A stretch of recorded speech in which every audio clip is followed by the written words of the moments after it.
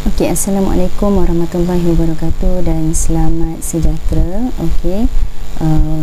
So kali ini cikgu akan teruskan sesi pembelajaran kita, part yang kedua, masih lagi di bawah tajuk keseimbangan daya. Okey, so hari ini cikgu nak terangkan contoh 2. Okey, pada muka surat 22 kamu punya buku teks. Okey, pada muka surat 22. Okey, soalan yang melibatkan keseimbangan daya. Okey, so seperti yang cikgu paparkan, okey, di belakang cikgu ni.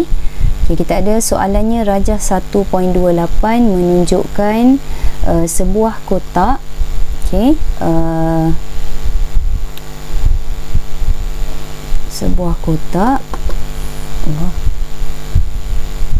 dengan berat 50 Newton dalam keadaan pegun di atas satah condong. Okey, so apa maklumat yang ada dalam soalan? Kita ada berat, berat kotak iaitu 50 Newton. Okey, so seperti biasa berat kotak simbolnya W.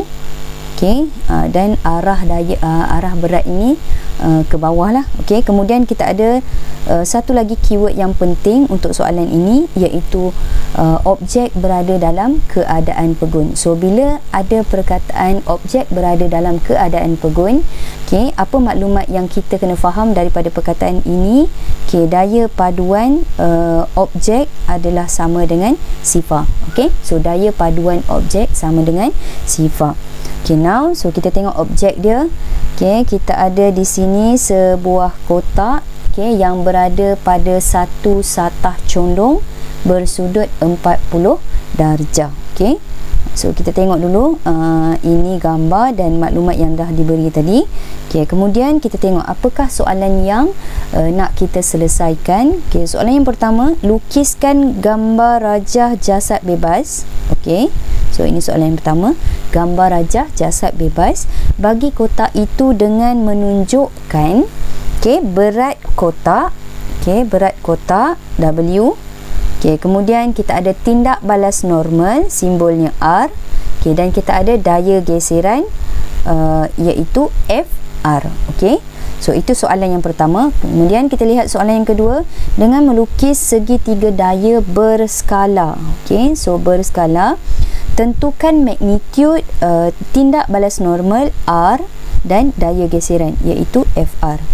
Kemudian soalan yang ketiga, dengan meleraikan berat kotak. Kita kena leraikan berat kotak ini kepada dua komponen lah. Dengan meleraikan berat kotak W kepada komponen yang selari dengan permukaan satah condong dan komponen yang berserenjang dengan permukaan satah condong, tentukan magnitude. So magnitude ni nilai lah. Tentukan magnitude tindak balas normal R dan daya geseran. So dia nak dua kat sini. Satu dia nak nilai R dan satu lagi dia nak daya geseran. So ada banyak maklumat dah diberikan dalam soalan. Kita ada berat kotak tadi 50 Newton. Kemudian kita tahu bahawa objek ini berada dalam keadaan pegun. So kita akan pergi kepada soalan ini satu per satu. So kita lihat dulu soalan yang pertama tadi, dia minta kita lukis gambar rajah jasad bebas. Lukis gambar rajah jasad bebas. So apa yang kita kena buat? So soalan A. Soalan A.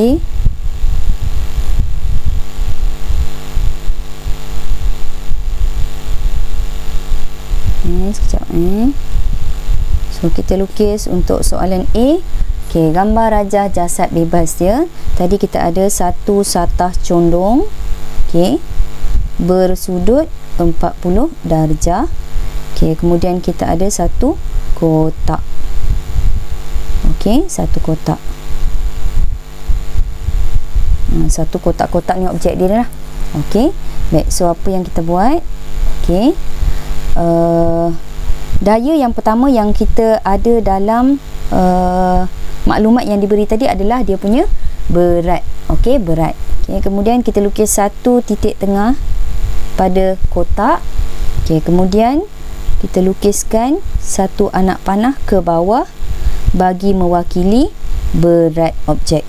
Okey, so ini adalah daya yang pertama. Okey, daya yang pertama.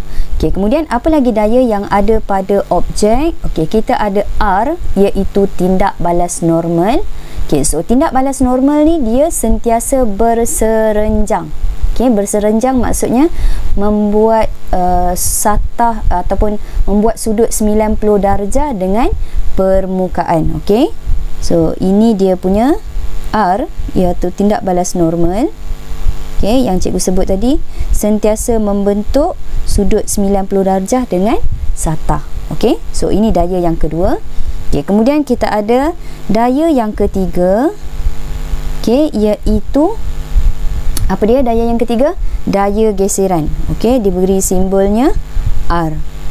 Okey, so kalau kita lihat kedudukan objek ni, so dia boleh menyebabkan objek ni bergerak ke bawah. Okey, maka kalau gerakan kotak ini ke bawah, okey, so daya geseran dia ke atas lah. Okey, kalau kotak ini ditolak ke atas, daya geserannya ke bawah. Okey, daya geseran ni macam ni kita tentukan arah dia. Daya geseran sentiasa menentang arah gerakan objek. Okey, dalam kes ni objek ini berada dalam keadaan pegun. Okey, jadi kita anggapkan daya geseran ke atas lah. Okey, so selesai untuk soalan pertama. Okey, selesai untuk soalan pertama, iaitu melukis gambar rajah jasad bebas. Okey. Okey, seterusnya kita pergi kepada soalan yang kedua. Okey, soalan yang kedua dia kata apa? Dengan melukis segitiga daya berskala.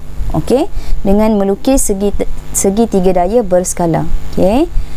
So maksudnya apa? Kita kena gunakan skala yang sesuai dengan bahan yang kita ada lah. Okey. So katakan kita ada kita ada skala, kita tentukan skala dia adalah 1 cm nisbah 10 Newton.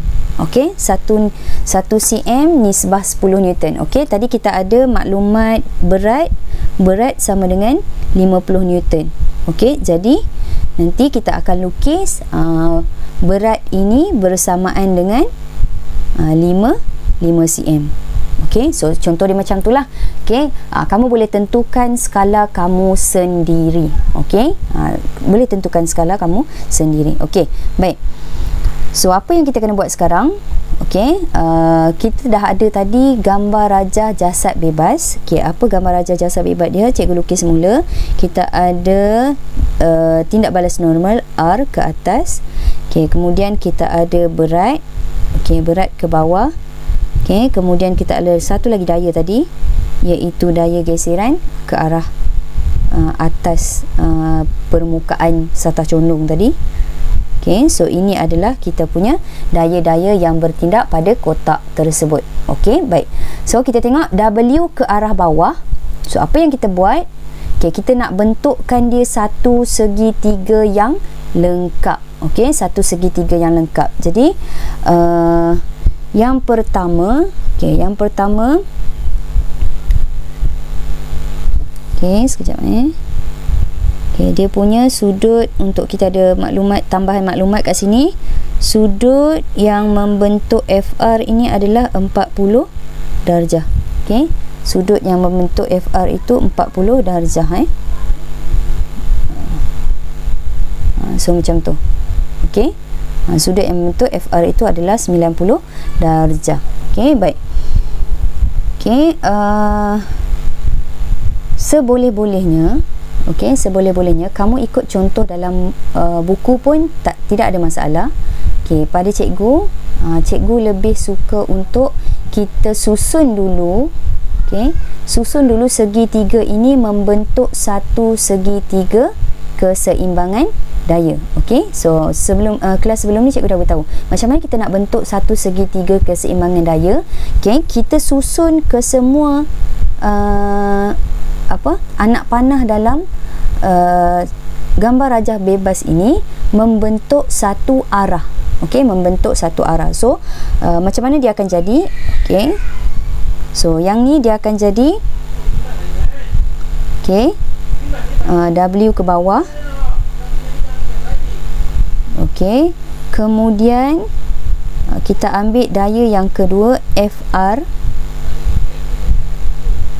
Okey, so ini adalah daya geseran tadi. Okey, kemudian daya yang ketiga, okey, iaitu tindak balas normal.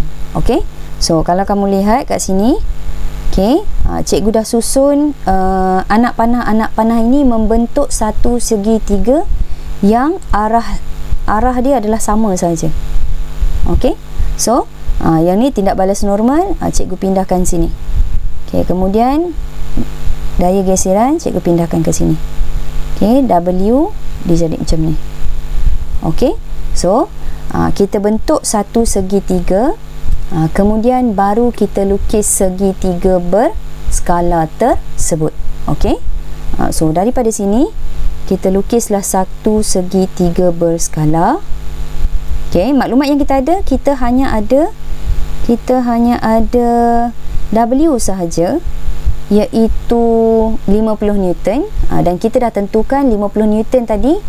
Untuk kita lukiskan 50 Newton ini bersamaan dengan 5 cm.